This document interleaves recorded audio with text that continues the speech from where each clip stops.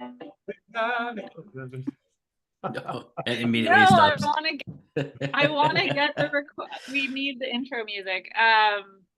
This Oh. is great. Well, as people filter in, I'll let them join. But I'm not going to talk too much. Thank you everyone for being here. As we always do, please drop your social media handles in the chat so that we can follow each other.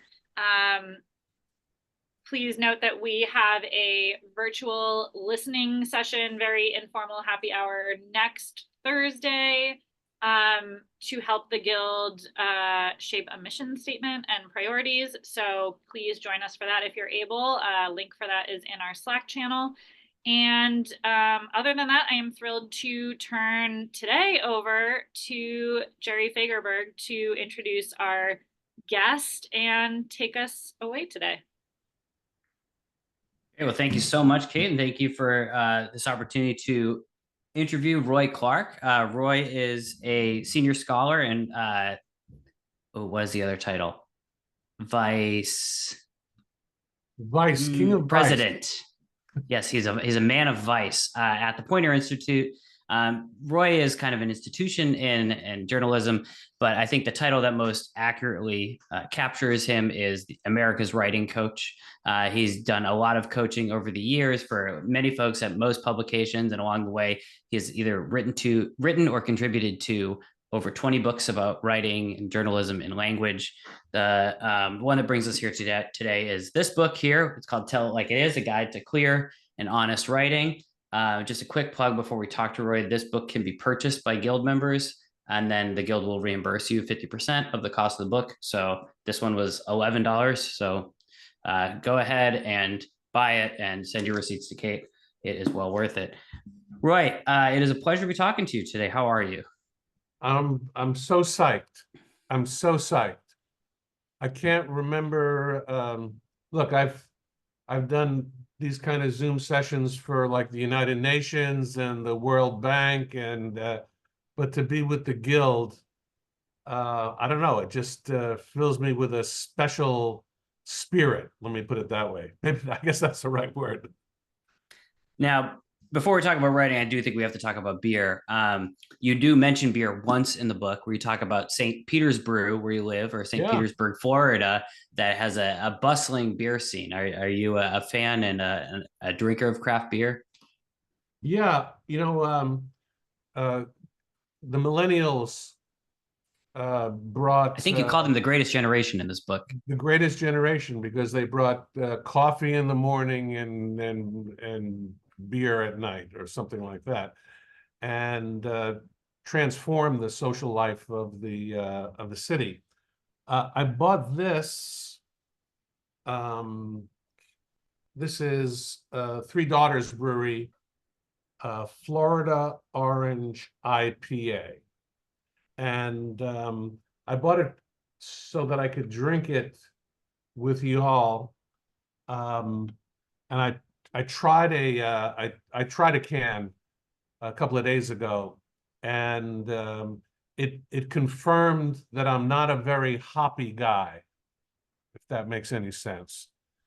I mean, my inclination in my sort of regular beer drinking is to drink Blue Moon, Stella.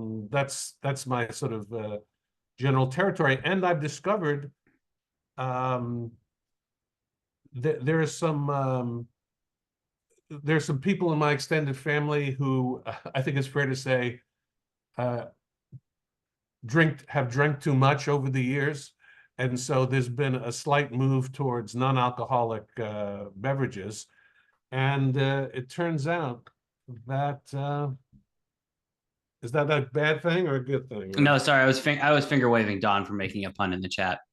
Oh.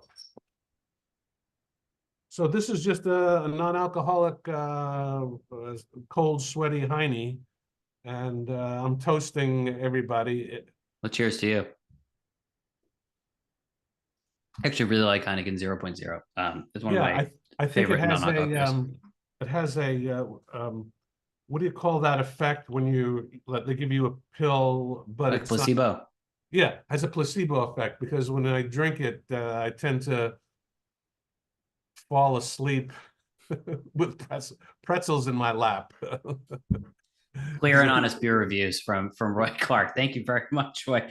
So let's talk about the book a little bit. So this book, in it, you talk a lot about the pandemic and examples of like very clear and what you call civic clarity writing. We'll get into these terms in a minute, but I'm just curious about what is the impetus for the book? Did it come out of this pandemic and seeing all these very complicated ideas being communicated everywhere? Was that where you started?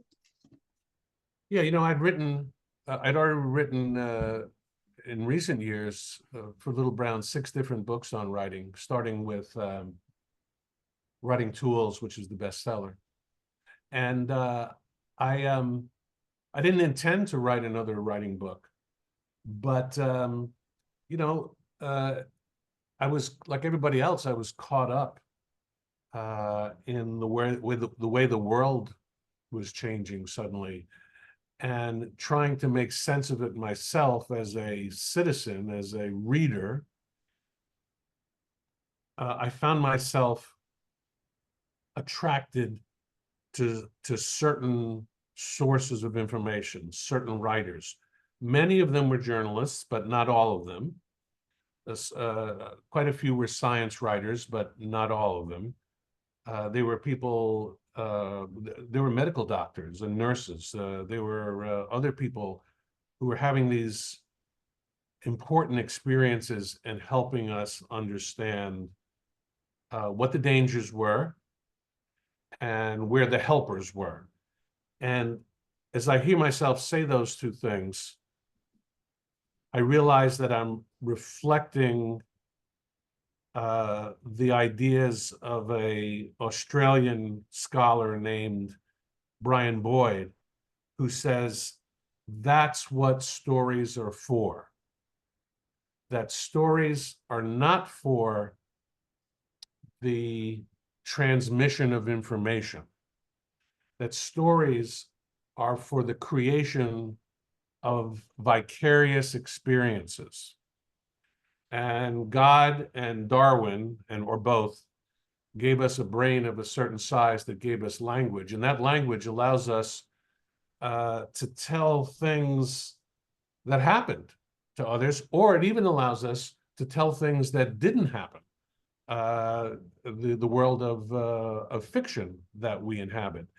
And that, in a Darwinian sense, it increases our experience so broadly and so deeply that in the end, it enhances our survival. Well, how can it do that? Well, number one, stories point us to where the dangers are, and stories also point us to where the helpers are. And so I think it's good for us, whatever our beat is, whatever our main topic is to remember the importance of connecting that focus to the larger culture. And by the way, that's been happening in English literature since the year 1000. Okay, so here's a quiz. What's the first great literary work that has survived in the English language? And some people may know the answer, paying attention. Anyone have an answer? Anyone want to venture an answer? Anyone? It's the Epic. Is it the Epic of Gilgamesh? Is that right? That wasn't in it. That was translated into English. This is in the English language, in the earliest version of the English language. Alex Gates is guessing Beowulf. It is Beowulf. Give that Nice, person Alex. a beer. Yeah, it's all the way to Hawaii, Alex.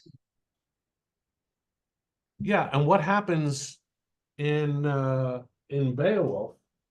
Let's see. Hang on. They all get very drunk, as I recall. That's kind of the point of the story. Yeah, hang on. So, first of all, I have my college copy of Beowulf, translated into modern English. First thing that happens is that a great king of the Danes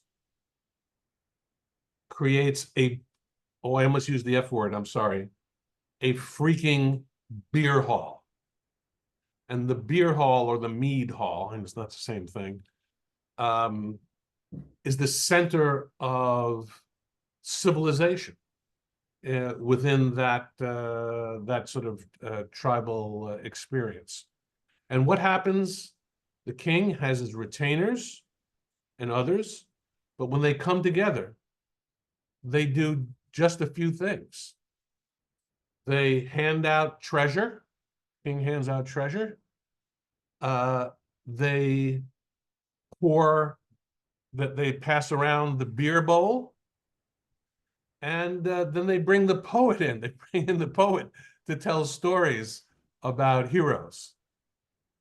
And there's a scene in Beowulf in which the hero Beowulf, who's going to protect the hall against the monster Grendel, is challenged by this jerk named Unferth, who doubts Beowulf's credentials. And Beowulf says, "Well, my friend Unferth, drunk with beer you are," speaking many things. And then a little bit later, the queen comes out, Wealhtheow. She's gold adorned. She greets the men in the hall, and noble women, offers the cup, bade him to be to the king, and then glad at the beer drinking, beloved of the people. And it's a scene where she walks around distributing beer. So this idea that that beer drinking is and stories about drinking are at the center of probably more than Western culture, but of many cultures. And I think it's always important to me to keep remembering that. There's a wonderful writer, a food writer. I think she's the best little-known writer of the 20th century. Her name is M.F.K. Fisher. And although she was famous as a food writer, she wrote a wonderful book called How to Eat a Wolf. And it's about how Americans can survive eating and drinking to sustain themselves during World War II when everything was rationed. And if you read all of her stuff, you realize that, yeah, there are recipes and all of these stories about food, but that's just the sort of specific thing that the food is I don't know what you call it. Food is the element, but surrounding it is culture, ethnicity, family, sexuality, travel, and all of those kinds of elements. So I believe in the idea of, in storytelling and reporting, the bigger, the smaller, the bigger. And they vibrate against each other. What I like about your definition too of writing and of this concept of the story is that in this book you're very inclusive of the audience in the writing. As a matter of fact, you use a very specific term for the audience of the book, which is for public writers.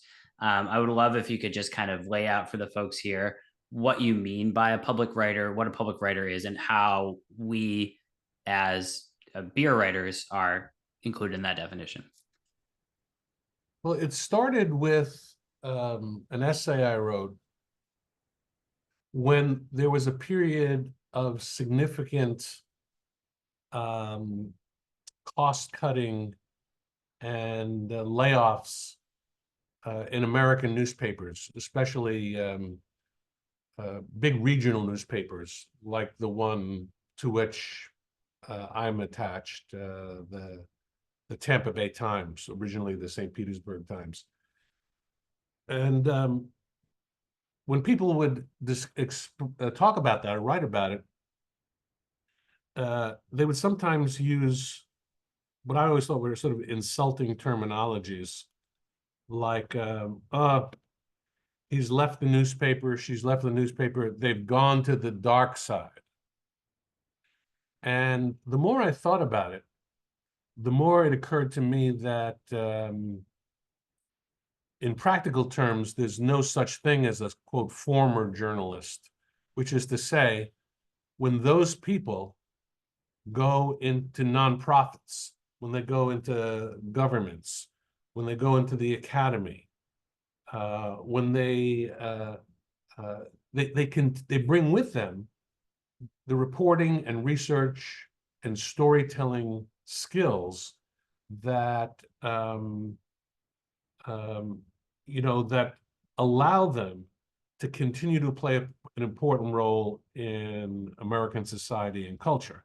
And by the same token, experts in areas like medicine and politics and economics, if they are, and beer, if they're clever enough to be bilingual, I'm using that metaphorically. That is, they may at times talk to each other in a technical language or a specific slang or jargon, but the epidemiologist,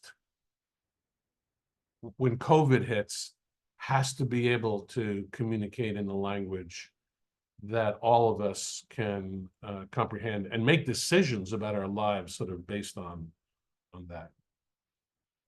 I have I realized just about 2 minutes before we began that I had a 1-paragraph essay written by a famous American writer about beer, and I thought it would be fun to read it. Do I have your permission to do it? I can't hear you. Yeah, absolutely. Yeah, go. I think we would be. This is like show and tell. This is like the most dynamic interview I've ever had the pleasure of giving. So yeah, go right ahead. You haven't requested any music yet, but that will come. All right. So this is from How to Write Short. Now, and this essay appeared in the New Yorker in 1963 or 64, and it's 1 paragraph long, and it's in the shape of a beer can, and it's titled "The Beer Can," and it's written by John Updike, one of the 20th century's famous American novelists. Now, as I look at can you all see the top of that, right? Recognize a familiar, well, that's not the way, when I was a young lad, beer cans were opened.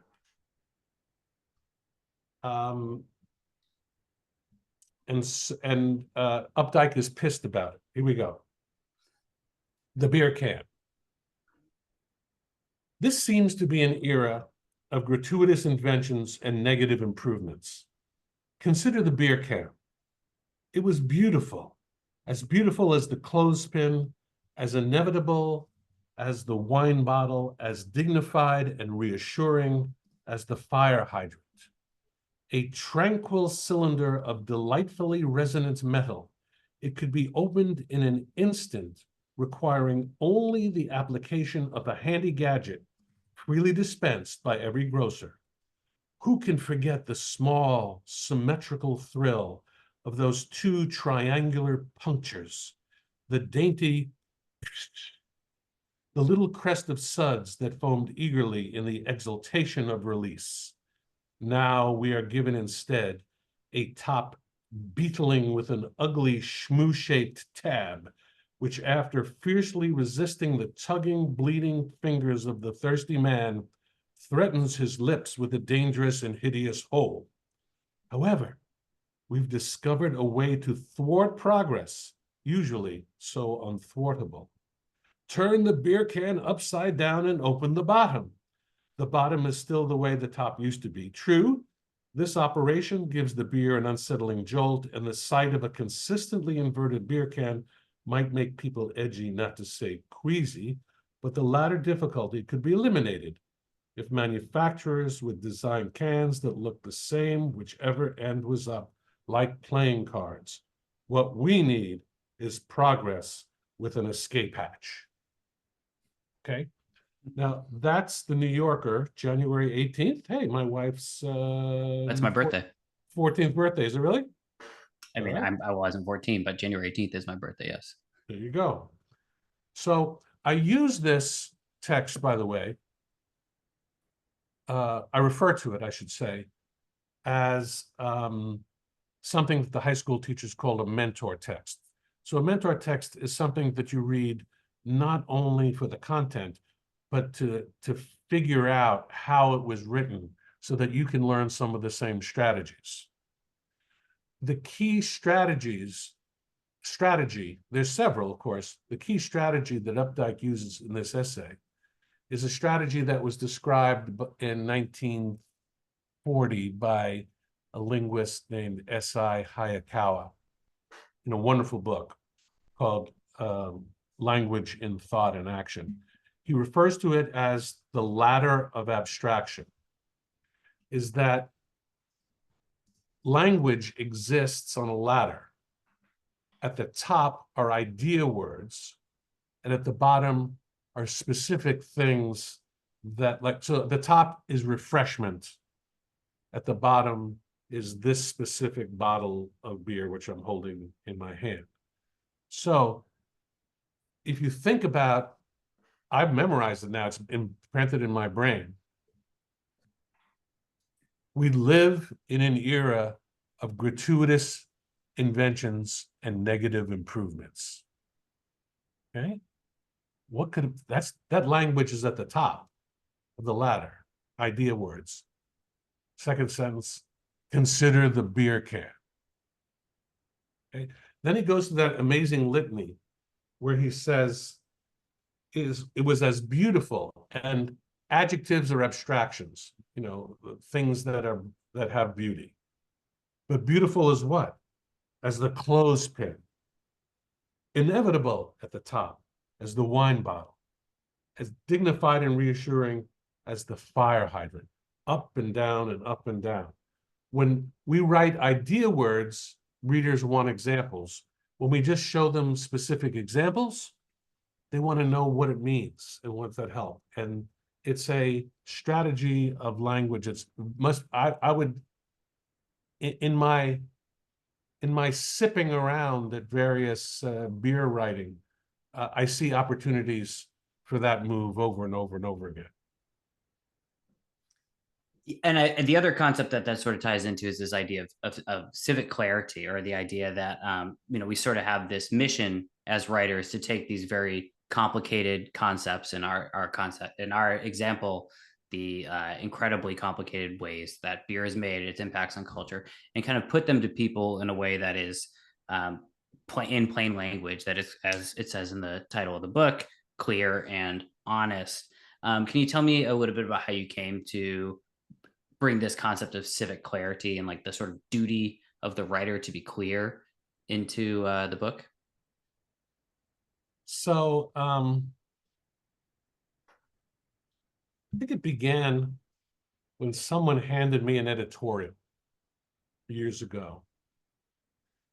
And I had it sitting around. So this was an editorial about state government in the state of New York.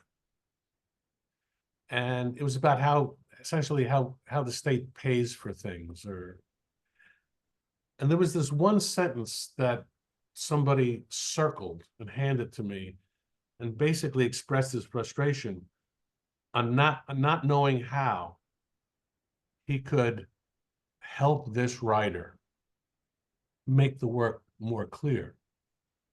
And if I can read it, it's just one, you won't be able to, I'll read it quickly.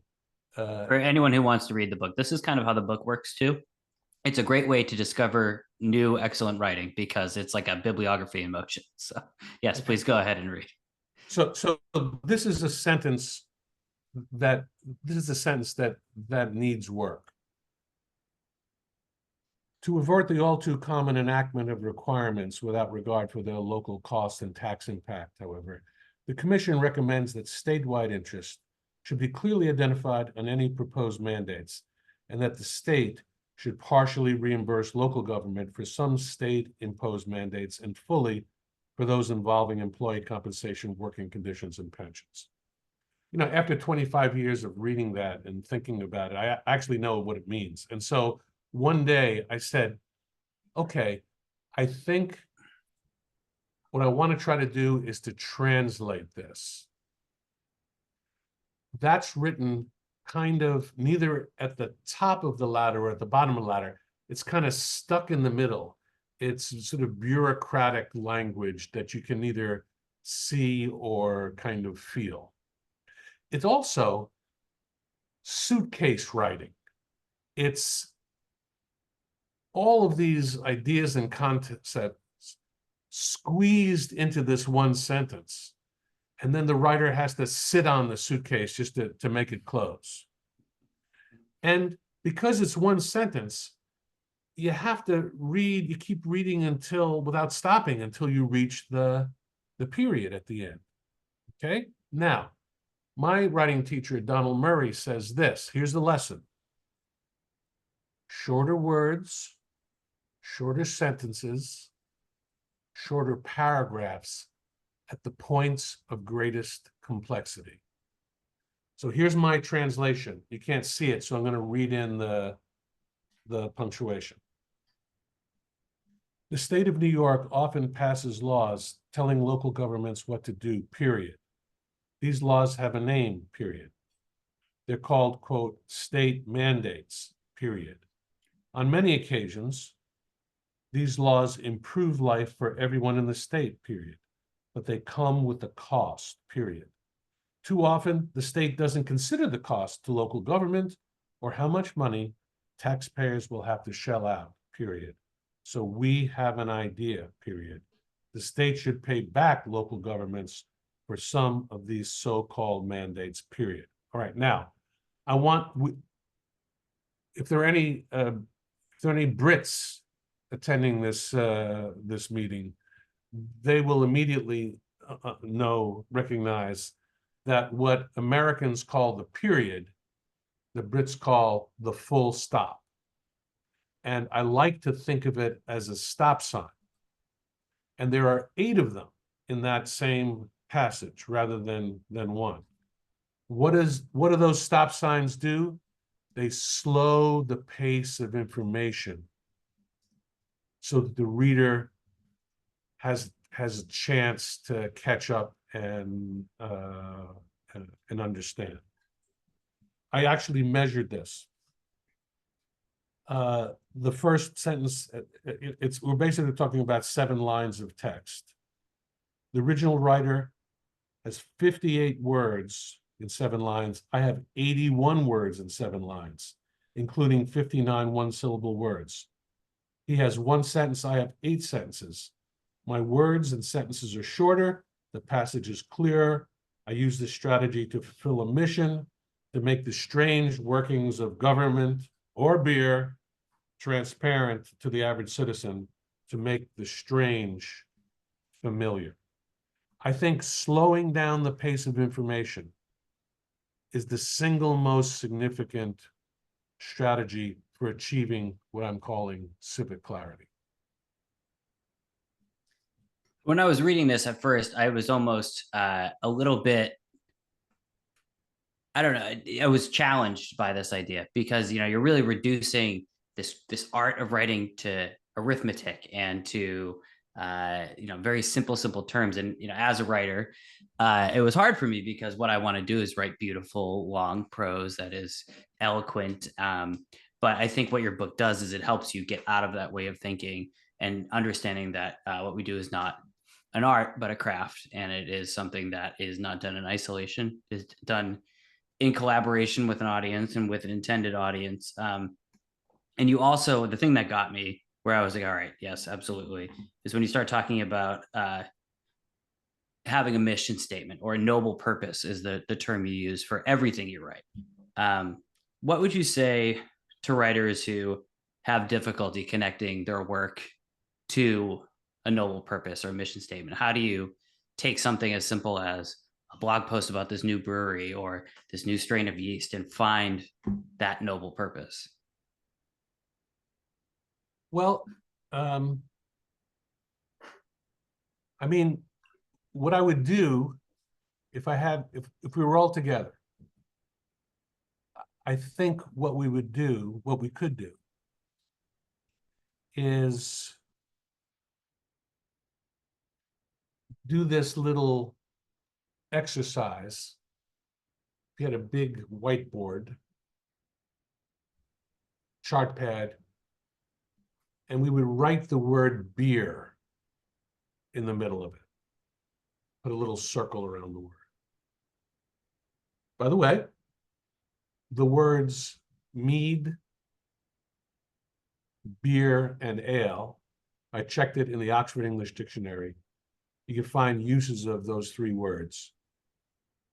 Beer comes a little bit later, but ale is very early, mead is very early. And like I said, you'll find examples in the year 1000, which means that they had meaning well before that. Okay, so we did this.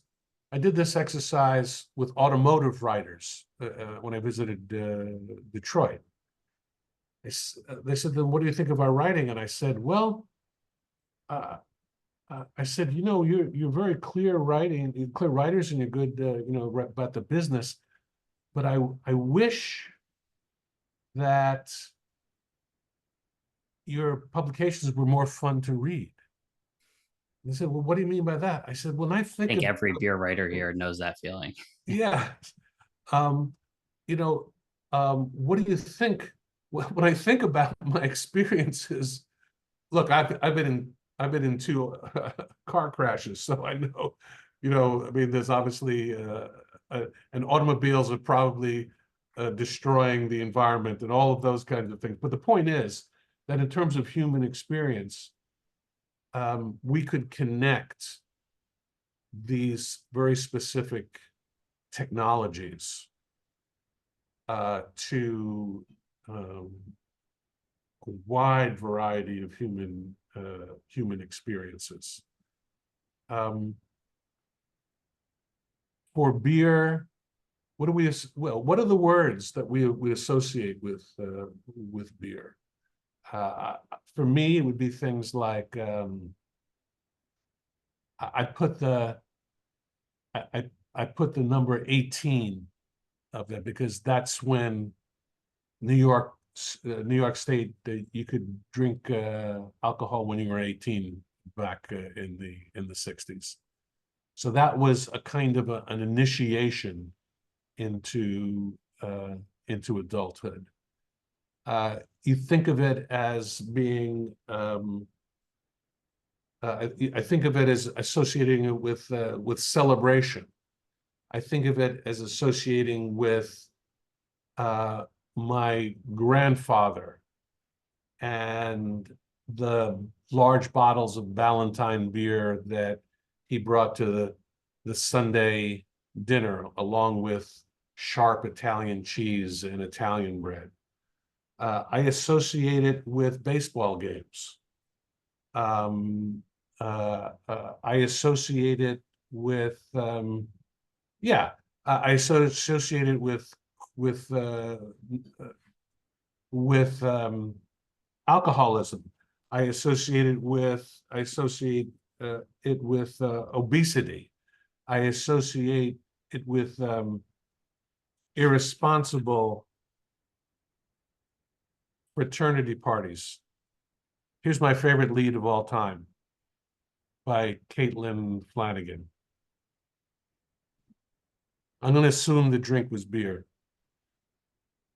One warm spring night in 2011, a young man named Travis Hughes stood on the back deck of the Alpha Tau Omega fraternity house at Marshall University in West Virginia and was struck by what seemed to him, under the influence of powerful inebriants, not least among them the clear ether of youth itself, to be an excellent idea. He would shove a bottle rocket up his ass and blast it into the sweet night air. And perhaps it was an excellent idea. What was not an excellent idea, however, was to misjudge the relative tightness of a 20-year-old sphincter and the propulsive reliability of a 20-cent bottle rocket. What followed ignition was not the bright report of a successful blast-off, but the muffled thud of fire in the hole. So you could see by my celebration of that I'm all about the playfulness in language, taking chances. It's important to think of really good writing, nonfiction writing in particular, as on a spectrum from civic clarity to sort of literary narrative power. And when we sit down to write, we usually know where on the spectrum we are. We're trying to explain the relationship between beer and cryptocurrency. Are we, telling stories about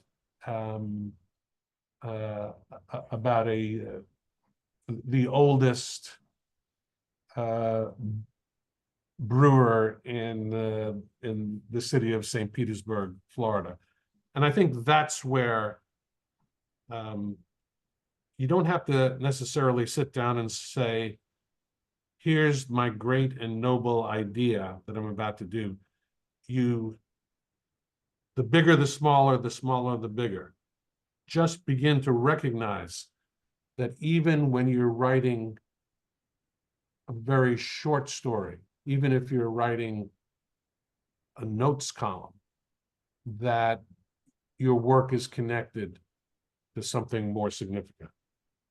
Yeah, and like you said, to someone, and thank you for sharing all those associations, to someone who has these associations, who has these memories, and is like, bringing all of that into the experience of reading what you're writing. So I think even if it's in a business context, or you're writing about these things that can seem banal, there is an emotional connection you can still make regardless. There's I'm trying to think of, it occurs to me. So one of my favorite songs growing up, because people in the family, people of all ages would sing it, parties and things like that, was the Beer Barrel Polka. And just for the heck of it, I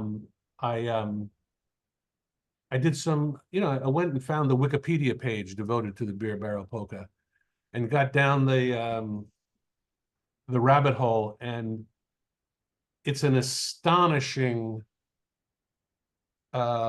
cultural artifact that begins with a German instrumental version in the 1920s that the Nazis favored, but it was also favored by American and British soldiers as a sort of a drinking song and celebration.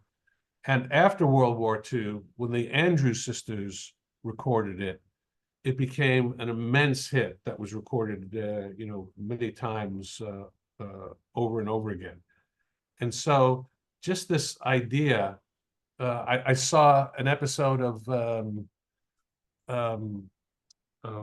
Lawrence Welk show where not one, not two, but 3 accordion players played it with about 20 dancers. I mean, the enthusiasm and energy and sort of just sense of not inebriation, but celebration is something that it's filled. I think it's the only word I have for this is spirit. There's some stories, there's some writing that has spirit, and that has spirit. And I think we can, all hope to feel that at some point in our writing. Really lovely. Yeah, I love the fact that the Beer Barrel Polka has become such a character in this Zoom meeting.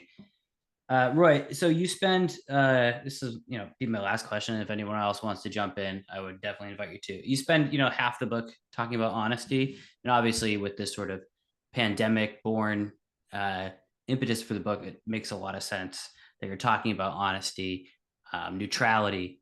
You talk about the writer's duty to be neutral, distance from neutrality, things like that.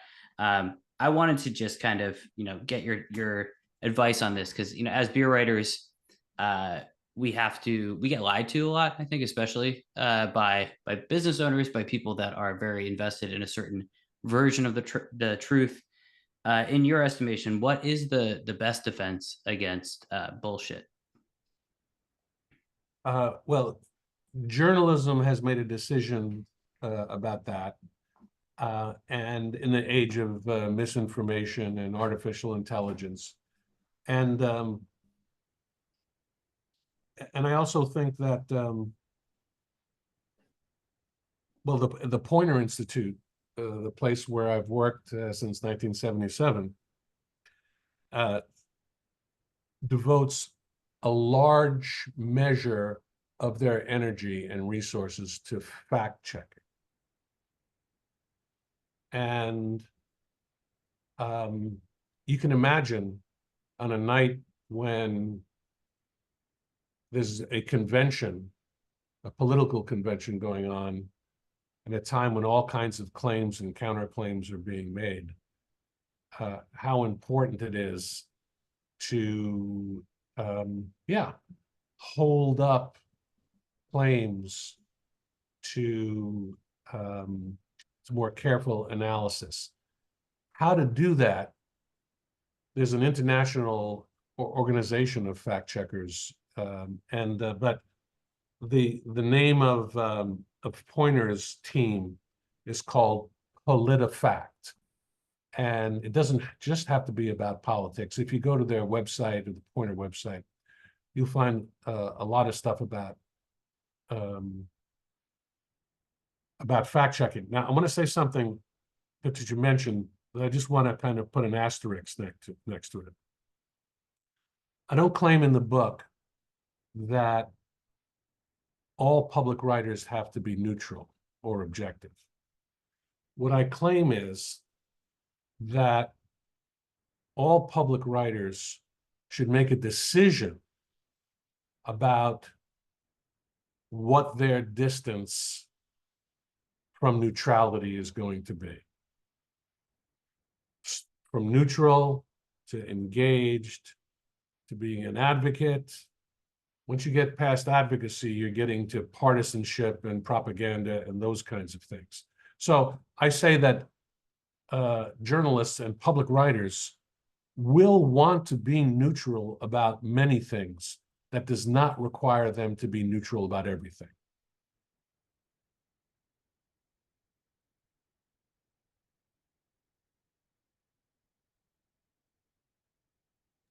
Sorry, great. Yeah, I've been burping a lot, so I keep muting myself.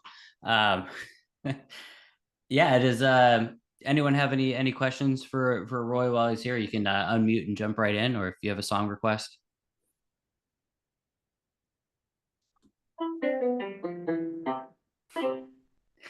Can you hear that? Oh yeah, a little hold music.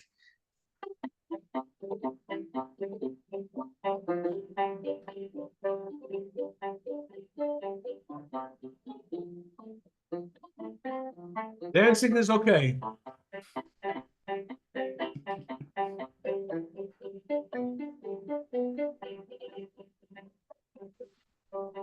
Here we go now. I don't want to interrupt, but I have a question. The barrel. We have a barrel of fun. Roll out the barrel. We got the blues on the run. Sing boom tarara. We have a song of new cheer. Everybody roll the barrel, 'cause the gang are here. Hey, thank you, boys and girls. Very nice. Thank you. Thank you. Oh, wonderful. I think that might be the first and only live performance in the history of NAGBW. NABGW. I don't remember that. The beer writers interviews. Kate, I think you did have a question though. So before we celebrate too much, let's have Kate ask her question. I did have a question. I think a lot of our reporting as beer writers involves numbers, data, whether that's sales data, production data, how many gallons, how many barrels, how many dollars, whatever. And sometimes I struggle to cram everything, all these numbers into a paragraph, and I know that I shouldn't be cramming them all. What are some of your tips for, best practices when it is a numbers driven story, but you don't want to overwhelm the reader? There was a writer and editor at the Wall Street Journal, which of course writes about lots of numbers. His name was Bill Blundell. Still alive out in California. He's a wonderful teacher. And I was very taken when he told a group of journalists, he said, it's my goal always to write a Wall Street Journal front page story that has 0 numbers in it. If I can't do that, then 1 number in it. And then he would say, basically he was saying the fewest numbers possible. So that's one sort of issue or question. Another is being cautious about those places in a story that become the number dumping paragraphs. You feel like, well, I don't want to stretch this out, the agony out, so I'll put it all in one. The most skippable story in a lot of paragraph in a lot of stories I read. Mm-hmm. And the third thing I would say, this is a little harder, and although generation of writers now are more capable of doing this, I think, than in an earlier generation. And this lesson comes from a news designer, Mario Garcia, who taught it with me at Poynter and who redesigned the Wall Street Journal. And he talks about, he said, information isn't always best communicated in words. Often it's better communicated in a little chart, a graph, or a map.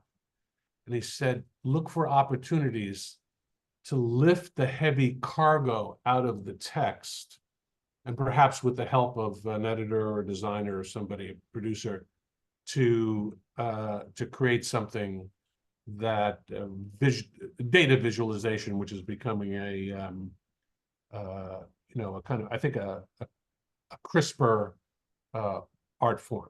So that's the way I think about those. That's the kind of stuff that's on my workbench. Good question. I will endeavor to write a numberless story one day.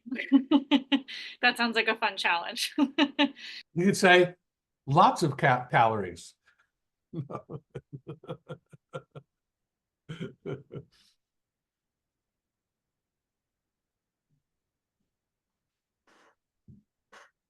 Anyone else have a question they want to ask, or just want to say hi?